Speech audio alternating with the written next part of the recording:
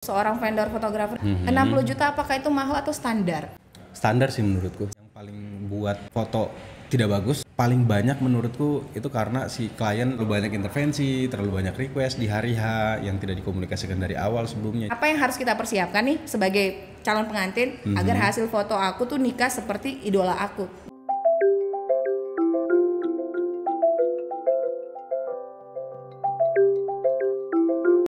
Assalamualaikum warahmatullahi wabarakatuh. Selamat datang di podcast Zakia Ramayani alias Kia Palu. Hari ini akhirnya Kia bisa ngobrol lagi dengan salah satu narasumber, dan ini salah satu sahabat saya. Dia seorang fotografer yang luar biasa profesional di Kota Palu yang sudah belasan tahun kayaknya ya berkecimpung. Berapa tahun sih? 13 tahun. 13 tahun ya. Dan buat teman-teman yang pengen tahu lebih dalam tentang profil dari narasumber saya hari ini, bisa cek podcast saya 4 tahun yang lalu. Lama juga ya kita terakhir podcast. Lama ya, 4 tahun lalu saya kupas secara detail, pokoknya hampir sejam lebih tentang profil dia ketika dia membangun studio Kumbaja. Terus saat dia bangkit dari keterpurukan, karena saat itu sempat Kumbaja itu tutup, walaupun banyak yang pikir itu hoax. Ya kan, kamu bilang sempat gempar ya waktu podcastnya saya tayang. Waktu itu kayaknya kita podcast via Anchor. Itu rekamnya tag-nya tengah malam ya. Tengah malam di kota yang berbeda. Jadi aku di Morowali Utara, dia di Palu. Keren juga studio barumu sekarang ya. The best of the best ya. Semoga saya jadi tetap di sini ya, Mbak Tri. Langsung di calling ini ya.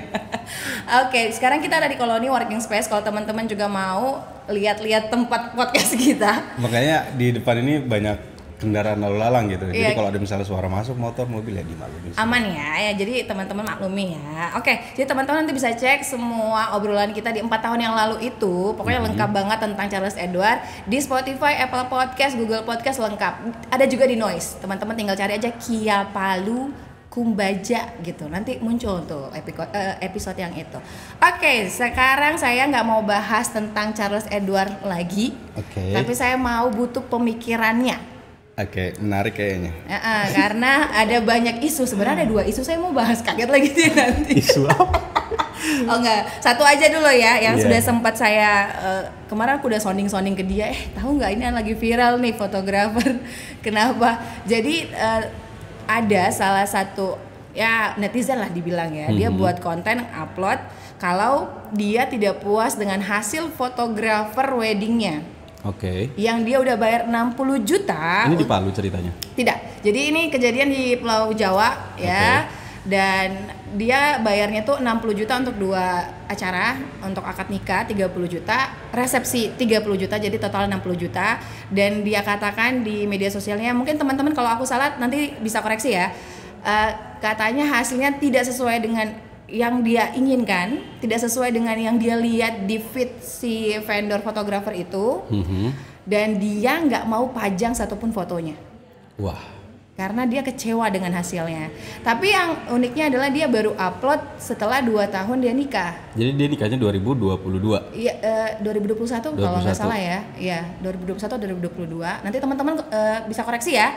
Nah, jadi dia baru upload karena memang lagi ada challenge gitu loh. Aku lupa tuh nama challenge-nya yang tentang fotografer gitu. Jadi di up foto-foto atau video-video waktu waktu orang tuh nikah. Nah, dia bahas itu tuh, dia kecewa sama hasil fotografer yang 60 juta dan itu langsung viral kemana-mana. Oh, jadi mungkin challenge itu baru viral di 2024. Iya. Jadi karena dia merasa foto weddingnya di 2021 itu kurang memuaskan, makanya dia up kembali gitu. Bener, dia up kembali dan itu jadi viral gitu ya. Jadi pembahasan kemana-mana. Dan ini karena lagi musim nikah nih. Jadi mungkin ini sebagai tambahan juga buat teman-teman yang mau nikah, apakah 60 juta itu worth it? Masalah ini kita akan jadikan sebuah ini ya, istilahnya kayak persoalan yang kita bahas tuntas biar teman-teman tuh tidak kecewa dengan hasil foto pernikahannya nanti.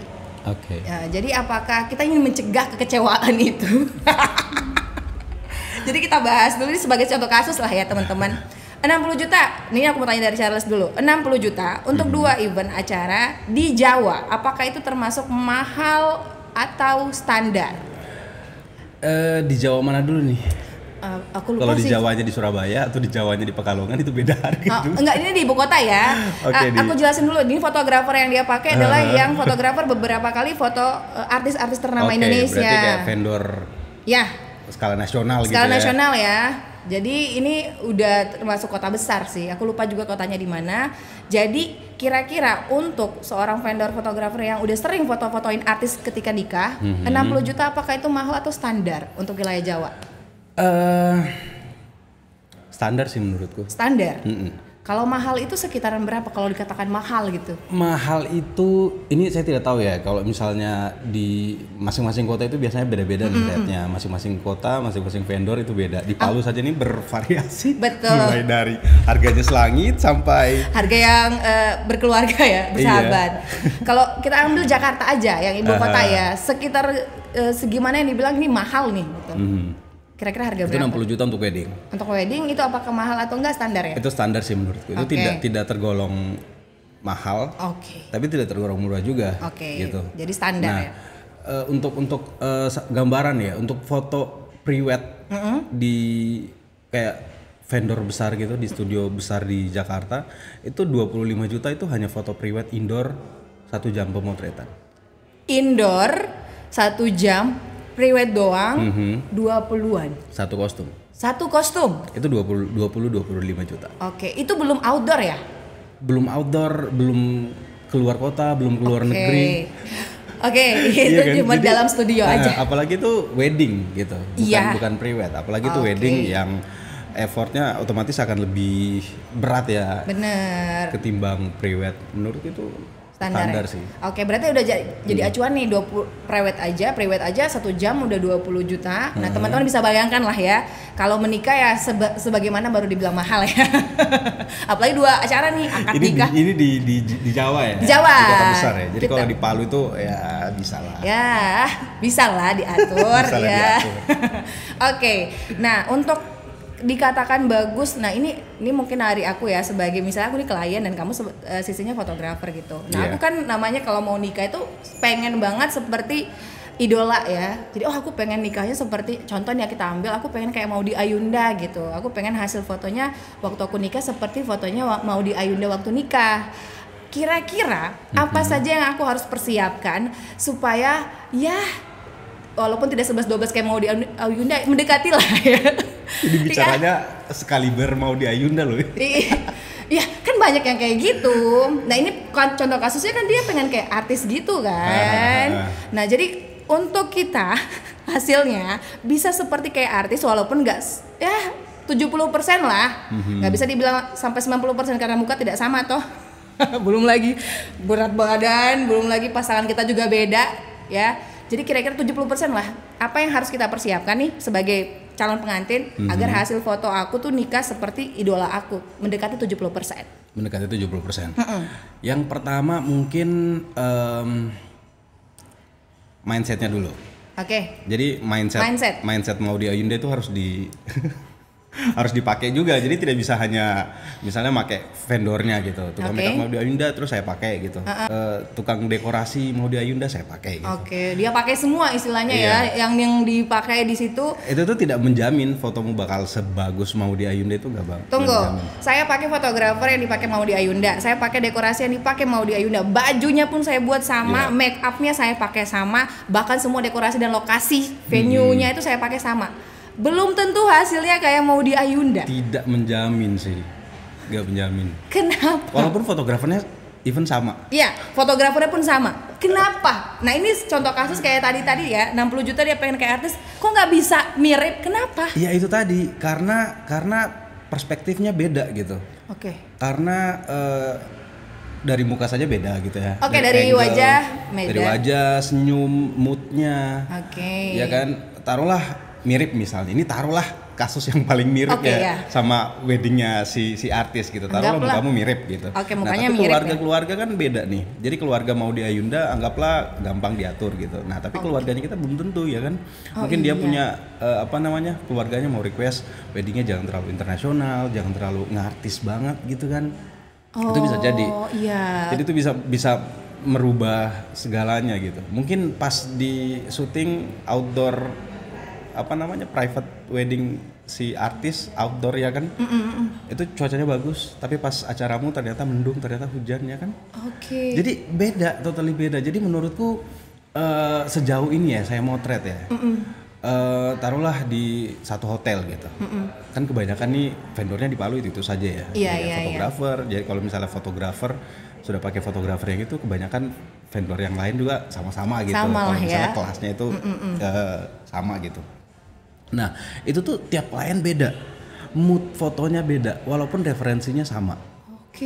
Referensinya sama. Jadi kadang pas kita meeting sama si klien, sama si vendor yang lain, itu kadang kita mikir ya template lagi gitu. Kita pikir ya seperti wedding yang kemarin gitu.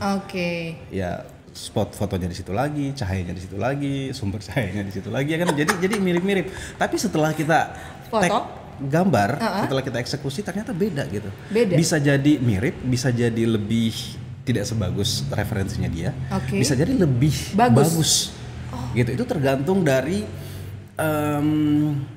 menurutku ya, tidak sepenuhnya ke klien sih, tapi kayak setengahnya itu tergantung dari klien. Setengahnya tergantung dari klien. 50%-nya itu bagus dan tidaknya foto itu tergantung si klien. Ya. Dan 50% tergantung moodnya dia. 50% tergantung moodnya klien, 50% lagi tergantung situasi dan kondisi lingkungan. Iya, bisa jadi. Iya, cuaca. Terus keadaan di sekitar, tamu, keluarga, itu termasuk 50% juga ya? Iya. Wow. Tapi yang paling besar andilnya untuk bikin foto bagus dan tidak itu ya si klien itu sendiri. Si kliennya, Karena gini, walaupun si fotografer dekorasi, make up artis itu mereka juga punya andil besar gitu untuk bikin foto si klien itu bagus dan tidak. Tapi tidak sebesar andil si klien. Nah, kenapa saya bilang begitu? Karena si vendor, ya kan seperti saya sendiri sebagai seorang fotografer itu ya sudah terbiasa gitu untuk bikin fotonya orang bagus, looknya orang bagus itu sudah biasa. Maksudnya itu kerjaan kita tiap hari gitu. Kerjaan kita tiap hari. Jadi setiap ketemu klien itu bagaimana caranya kita harus kasih yang terbaik ke klien gitu. Tapi entah itu diterima sama si klien atau atau keluarganya dia, itu tergantung tergantung dia lagi gitu. Bener. 50% memang tergantung si ininya ya, si kliennya. Betul. Minimal klien yang sering difoto. Basicnya dia mungkin udah beberapa kali photoshoot, dia apalagi dia pernah jadi model mungkin ya, dia udah tahu angle bagusnya dia, dia udah tahu cara mengatur moodnya dia ketika dia difoto, dia udah tampil sebagus mungkin. Terus keluarganya pun udah mengerti karena si anak ini kan sering foto gitu, jadi kalau anaknya ini nanti foto harus keluarganya juga harus mengimbangi. Beda cerita dengan orang yang nggak pernah foto sama sekali, pastinya kaku dan dia tidak tahu gaya yang harus dia lakukan apa, apalagi keluarganya yang mereka harus ngapain gitu ya ketika orang photoshoot. Kan banyak yang terjadi ini, saya kan juga MC juga nih ya di beberapa pernikahan, memang chaos sih. Beberapa kali chaos. Nah ini tuh paling ini menurutku ya paling menjadi faktor ketidaksuksesan si satu wedding gitu. Menurutku itu karena taruhlah gini kasusnya. Saya punya klien gitu, terus klien ini dia tuh punya mood board yang lumayan detail, lumayan bagus lah, high class lah, tapi dia mau nih bayar harganya. Ya kan dia mau pakai kita, dia mau pakai vendor yang bagus, dia pakai venue-nya juga gitu. Nah tapi mood board itu dia kasih ke kita di hari H. Hari H? Ada begitu, misalnya dia sudah kasih ke kita gitu, saya mau fotonya seperti ini ya, tapi setelah hari H dia tidak percayakan kita sepenuhnya gitu. Setelah hari H dia banyak intervensi, Kak saya maunya di situ, saya maunya di sini, saya maunya angle-nya begini, terlalu banyak request, tapi itu tidak disampaikan ke kita di sebelum. Oh iya, saat waktu meeting atau briefing awal ya. Betul, jadi itu disampaikan pas hari H itu. Nah otomatis itu akan si fotografer akan buyar sih, fotografer akan langsung kelabakan gitu loh. Iya sih. Jangankan fotografer ya. Iya kan? Tiba akal mau minta foto yang kayak gini kan situasinya yang belum tentu mendukung. Iya, karena si fotografer itu kalau misalnya di briefing dari jauh hari, otomatis kita akan punya gambaran gitu kan, gambaran kasarnya. Oh, si wedding ini, si klien ini tuh bakalan seperti ini nanti moodnya. Karena hotelnya di sini, terus dia pakai vendor ini, dekorasinya seperti ini, warna theme colornya seperti ini gitu. Jadi kita sudah punya gambaran kasar tentang bagaimana bentuk dan fotonya gitu. Nah, tapi pas hari H kalau misalnya dia tidak konsisten dengan itu ya agak susah juga sih. Makanya itu jadi salah satu faktor yang buat bikin fotografer kelabakan dan akhirnya hasilnya kurang bagus. Nah itu. Oke, berarti banyak intervensi pas hari H. Oke, berarti kita ini lagi ya. Berarti yang pertama tadi mindsetnya si pengantinnya dan keluarga si pengantin itu nomor 1 kalau teman-teman pengen hasilnya sebagus artis. Jadi berarti mindsetnya kalian harus buat seperti artis itu juga gitu ya. Terus yang kedua, 50% usahakan si pengantin mengontrol moodnya karena dia yang difoto gitu ya. Dan dia harus mempersiapkan diri, bukan cuma mood, kamu harus latihan juga angle-angle kamu yang terbaik, pose-pose yang terbaik. Kamu lihat beberapa referensi artis yang kamu pengen gayanya seperti itu, dan bukan cuma gayanya ya, kalau bisa diet. Iya kan, kamu pengen seperti Maudy Ayunda, beratnya cuma 45 kg. Nah kalau aku 60 gimana? Jadi kalau bisa kamu juga harus se-effortnya si Maudy Ayunda gitu. Tapi sorry saya potong. Tapi kalau misalnya setelah wedding ternyata si klien tetap tidak puas gitu dengan hasilnya, walaupun dia kayaknya sudah prepare, sudah sudah kasih semua gitu, all out lah ke semua vendornya, tapi ternyata fotografernya juga agak kurang maksimal menurut dia. Menurutku dari sisi fotografernya juga ada andil untuk gitu ya, buat kesalahan itu, karena menurutku si fotografer ini tidak selalu dalam keadaan prima, ya kan? Maksudnya tidak selalu dalam keadaan sehat. Mungkin ada masalah keluarga atau sampai moodnya kurang bagus atau kecapean ya, karena biasa pernikahan tuh rentannya sama tuh, lagi lapar. Fotografer kan makan paling akhir tuh, sama kayak MC itu biasa barengan tuh. Jadinya menurutku ya tidak bisa kita menyalahkan klien juga sih sebenarnya. Si fotografer tetap ada juga andil dari fotografernya. Berarti tadi kita bahas ke kliennya dulu nih ya. Yang tadi yang dipersiapkan adalah mindset, kedua si pengantinnya juga harus prepare dulu. Terus yang ketiga ngobrol sama keluarganya. Kalau kamu pengen konsepnya seperti ini, fotonya seperti ini, karena biasanya keluarga pengantin punya pemikiran lain, pengantinnya punya pemikiran lain juga. Jadi harus diskusi antar keluarga biar saling mendukung gitu ya, biar hasilnya sesuai yang diharapkan. Terus yang terakhir yang tadi juga tentang persiapan ke vendor yang lain ya. Fotografernya disiapin, konsepnya di briefing dari jauh-jauh hari, dan jangan berubah di hari H. Tiba-tiba kau ada ilham dari mana? Tadi malam saya lihat fotonya ini bagus, bisa tidak dirubah konsepnya di hari H? Tidak boleh ya, karena shock. Bisa, hanya mungkin tidak maksimal. Tidak juga, mungkin cara mengkomunikasikannya saja mungkin yang harus di ini. Berarti kalau memang tapi nggak perlu bisa berubah, tapi nggak boleh total berubah semua dong. Tidak sesignifikan itu juga. Iya, misalnya aku mau ada tambahan dikit, mungkin boleh 10-20%, tapi kalau mau rubah total ya si fotografer juga pasti hilang moodnya lah ya. Jadi teman-teman cara komunikasikan ke fotografernya juga, berarti yang aku pengennya kayak gini tapi dengan yang baik ya. Karena untuk hasil foto yang bagus, dua mood ini dijaga, mood si fotografer dan jadi mood si klien. saling menjaga mood lah. Benar. Si vendor juga harus menjaga mood klien, karena klien stres ya kan. Benar. Karena stres juga klien, terus orang tua juga stres otomatis selain mengeluarkan duit yang begitu banyak, ya kan. Benar. Oke. Tapi si klien dan keluarga juga harus menjaga mood dari fotografernya juga. Si vendor gitu. Vendornya juga. Fotografer ya, semua vendor, karena semua vendor itu akan menyukseskan event kalian gitu.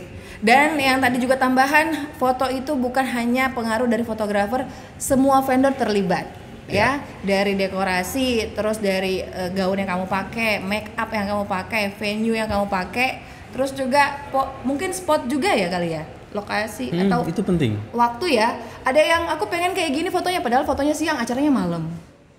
Iya. Wah itu pengaruh banget kan? Pengaruh. Itu pengaruh. Makanya biasanya kalau orang wedding ke kita ya, entah wedding, entah pre-wed gitu, biasanya kita tidak pernah bilang oh ya gampang, kita menggampangkan segala hal yang klien kasih ke kita gitu. Pasti semuanya kita bahas detail. Ini diambilnya jam segini, bajunya harus warna ini, bunganya harus warna ini gitu. Harus detail seperti itu biar klien juga tahu proses kreatifnya itu seperti itu gitu. Bahwa mau di Ayunda fotonya bagus ya karena ada proses kreatif yang dia lakukan sama si timnya gitu kan. Nah, jadi tidak serta-merta saya maunya fotonya seperti artis ini terus tiba-tiba yang penting saya mau bayar kamu, saya bayar hotel, saya bayar dekorasi, ya saya tinggal duduk gitu. Tidak seperti itu. Jadi barengan kerjanya.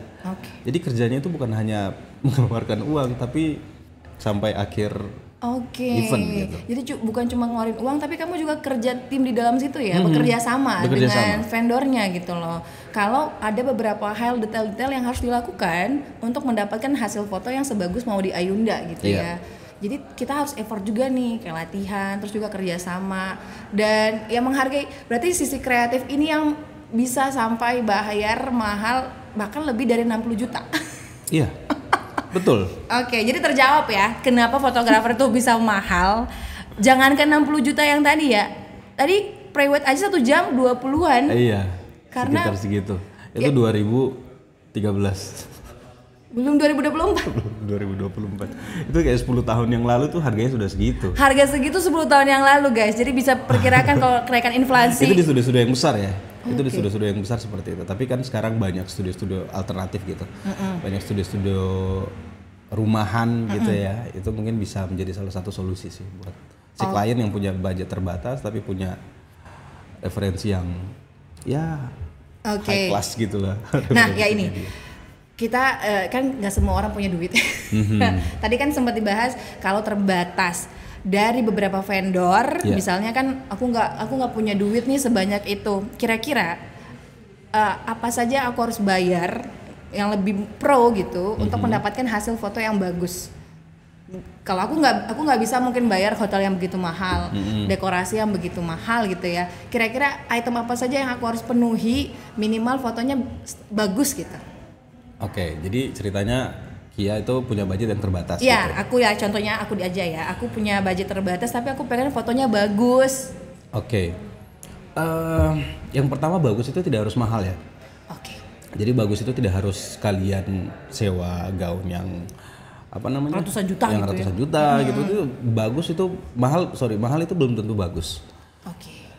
Yang mungkin kalau misalnya jadi alternatif kalau misalnya kalian punya budget terbatas, kalian mungkin lebih ke tematik mungkin. Jadi pilih tema, pilih konsep itu lebih konseptual gitu maksudnya. Jadi kalian kayak meng-create satu tema baru gitu yang kayaknya baru kalian gitu yang pakai. Oke, jadi unik kan? Ya. Jadi unik. Jadi misalnya kalau kebanyakan klien weddingnya di hotel misal, tapi kalau misalnya kalian belum punya budget ke hotel, kalian mungkin bisa ke apa ya kayak sewa satu kafe gitu, kafe yang tematik ya kan, benar, klasik, yang klasik. Jadi kalian tuh lebih apa ya, lebih konseptual gitu weddingnya. Jadi ketika orang sampai ke kafe itu ya orang langsung notice, oh ini kafe yang dipakai sama wedding ini kemarin. Kayak gitu. Jadi kalian juga tidak harus mengeluarkan duit yang banyak gitu. Yang penting kalian punya konsep dan yang unik ya. Jadi konsep yang bagus itu belum tentu mahal. Yang pastinya kalau unik itu yang ya pasti ada yang kemarin nikah pakai baju bola. Gimana itu ya? ada temanya bola karena mereka dulu suka bola. Itu unik karena banget. Kayaknya sempat saya lihat di explore gitu ya. Seru banget sih kayak ini kita lagi nonton pertandingan bola ya. Pakai baju bola. Pakai baju bola. Tapi yang seru pasti orang tuanya tuh karena bisa mengikhlaskan anak nikah dengan baju bola. Iya, itu yang paling sulit. Teman-teman kalau punya konsep pernikahan, yang paling PR yang harus kalian lakukan pertama adalah bicarakan ke keluarga. Iya, bicarakan ke orang tua dulu. Orang tua ya. Karena sering terjadi ini pengalaman saya sebagai MC ya. Aku pernah nih ada satu konsep mereka tuh mau ala fairy tale gitu. Oke. Dansa orang tuanya nggak terima. Astaga. Dan pasti protesnya ke MC dong. Yang kaget yang kok ada harus nari, kok ada itu waktu itu ala Cinderella. Jadi memang si pengantin itu pakai sepatu cuma sebelah. Wow. Jadi datang dengan si dancernya. Sedetail itu ya. Sedetail itu. Terus ada si pengantinnya kan biasa normalnya adalah pengantin pria dan si wanita datangnya barengan. Jadi waktu itu kaget kok perempuan datang sendirian, sepatunya cuma sebelah.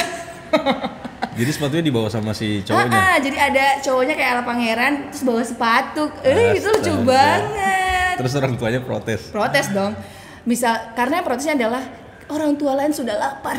Oke. Nah, ini biasanya terjadi adalah tidak usah buat yang macam-macam, Nak. Karena teman-temannya mama papa so lapar sekali itu so mengantuk, itu orang tua sakit. Nah, nenek so ini mengantuk. mungkin problematika wedding organizer ya. Jadi ini PR-nya wedding organizer bagaimana mengkondisikan itu ya. Betul. Keinginan si klien sama keinginan orang tua gitu. Betul, supaya tidak ada yang kecewa.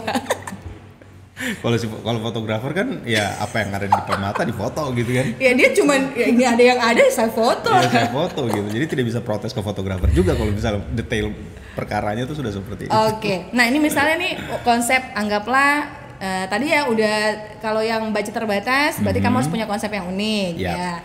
Bayar ya minimal fotografer sama makeup deh ya. Kira-kira yang mendukung untuk foto ya.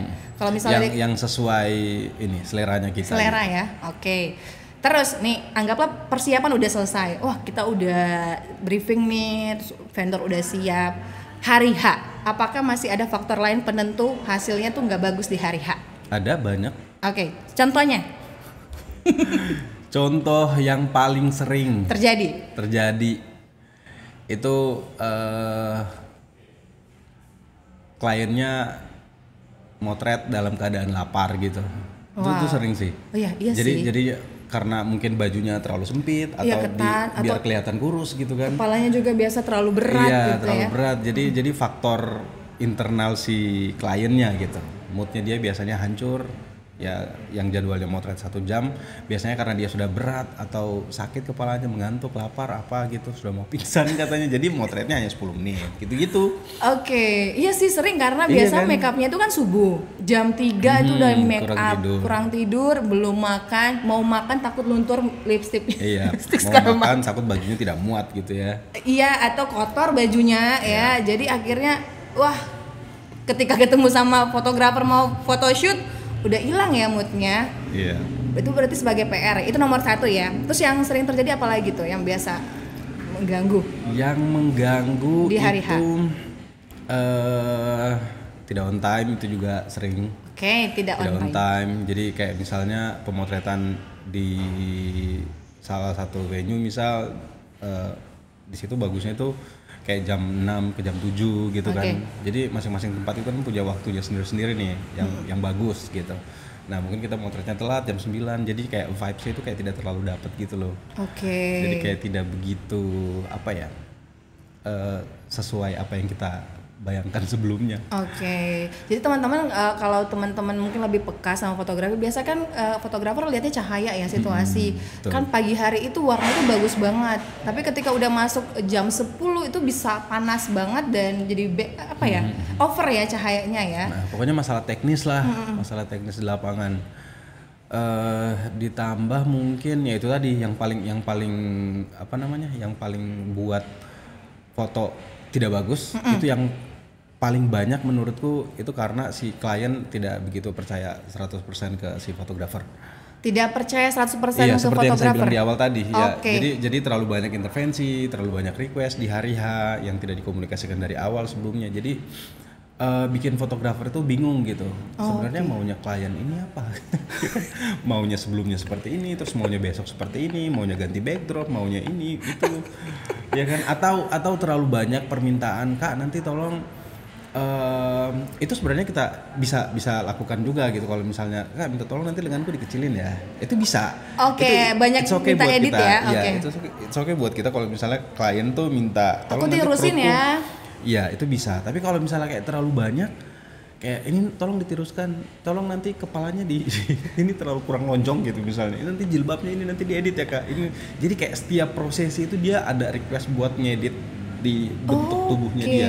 Itu juga bikin kita kayak ilfil gitu loh. Bikin kita kayak apa sebenarnya ini yang apa sebenarnya yang dia kasih lihat gitu.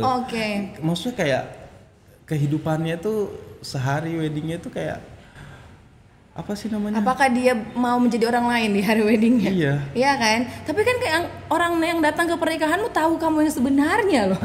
Iya kan? Tapi ya namanya orang pengen terlihat bagus. Cuman jangan banyak minta juga. Biasa kalau wedding itu dari Charles sendiri ngasih berapa foto tuh untuk satu acara gitu ya? Banyak, ribuan sih. Ribuan. Ribuan. Dan yang minta diedit ribuan. Tidak semua juga Kia. Oke. Jadi kayak misalnya dari ribuan kita edit kayak 50 100 foto gitu-gitu. Oke. Yang 50. kita edit kayak retouch tadi itu, tapi kalau iya. misalnya yang kita edit banyak juga sih kayak 200, 250 sampai 300 foto itu bisa. Kalau misalnya satu event ya. Oke. Jadi ini kita anggaplah ada 50 yang beauty gitu ya, yang minta di retouch ininya, terus 200 yang untuk yang keluarga besar. Bayangkan dia harus ngedit berapa jam untuk memperbaiki semua yang requestan kamu ya. Jadi kalau bisa biar hasilnya juga memuaskan, ya saling menjaga lah ya. Iya, nggak apa-apa misalnya kalau ada requestan untuk edit itu nggak apa-apa. Nggak apa-apa, gitu, tapi jangan berlebihan. Kita, ya. Jangan sampai 100 foto terus minta tiap detailnya kamu diedit gitu. Iya, betul. Tanda kasihan fotografer. Bikin mood down sekali tuh mood itu. Karena dia baru pikir astaga berapa jam sama edit ini. Oke, berarti itulah buat teman-teman yang mungkin mau nikah, persiapan nikahnya udah ada gambaran nih dari kita ya. Semoga podcast ini membantu dan semoga pernikahannya nanti bisa sesuai dengan ekspektasinya. Yang tadi kita udah bahas di awal dari mindset kamu sebagai pengantin, mindset keluarga, terus vendor yang kamu pakai, terus konsep yang kamu punya, dan di hari H yang paling penting jangan merubah konsep. Kalau mau rubah 10-20% boleh, tapi jangan rubah total. Dan komunikasi ke semua vendor, khususnya ke fotografer, biar moodnya sama-sama bagus gitu ya. Nah terus kita kembali ke kasus yang tadi tuh Kia. Nah, jadi kasus yang tadi yang lagi viral itu gimana? Maksudnya bagaimana? Ada klarifikasi gitu dari pihak vendor fotonya? Dari pihak vendornya klarifikasi. Oh, klarifikasi? Dia posting loh. Terus? Aku sempat kemarin kayaknya di feed atau di story ya, teman-teman bisa lihat kayaknya ini ada di highlight. Ini viral kapan nih? Bulan lalu, minggu lalu? Minggu laluan ya. Belum lama. Jadi si fotografernya punya tapi di fotografernya si vendornya ini waktu klarifikasi kalau mereka sudah menyelesaikan secara kekeluargaan menurut si vendor gitu ya. Dan menurut vendor juga sebenarnya mereka bisa ganti rugi kalau komplain. Jangan misalnya habis nikah nih dia komplainnya setelah seminggu nikah, itu dia bisa ganti rugi, uangnya bisa balik sebenarnya. Tapi sayangnya dia komplainnya udah 2 tahun setelah nikah, jadi nggak bisa dong, nggak bisa. Jadi ternyata mereka punya loh itu dia kompensasi ya. Kalau memang hasilnya nggak memuaskan dia bisa kasih kembali duitnya loh. Oh gitu, berarti hebat banget ya. Sih, lumayan bertanggung niat juga. Jawab sebenarnya ya. Mereka pede dengan konsepnya sebenarnya. Iya, karena begini banyak kasus juga yang ada sih, pernah satu kasus bukan saya teman gitu. Jadi kliennya kalau misalnya si kasus yang tadi, si vendor yang tadi mau mengembalikan si klien uangnya gitu, itu tuh beresiko juga loh. Kok? Maksudnya beresiko itu dalam arti, jadi saya punya teman kasusnya itu dia juga melakukan hal yang sama. Jadi dia kasih tahu ke klien di awal kalau misalnya nanti acaranya sukses tapi fotonya kurang bagus, nanti bisa dikembalikan 50%. Ada sabotase bisa jadi. Iya, 50% atau 70% kembali uangnya gitu. Nah, mungkin pada saat itu tuh dia lagi dapat klien yang jahil ya.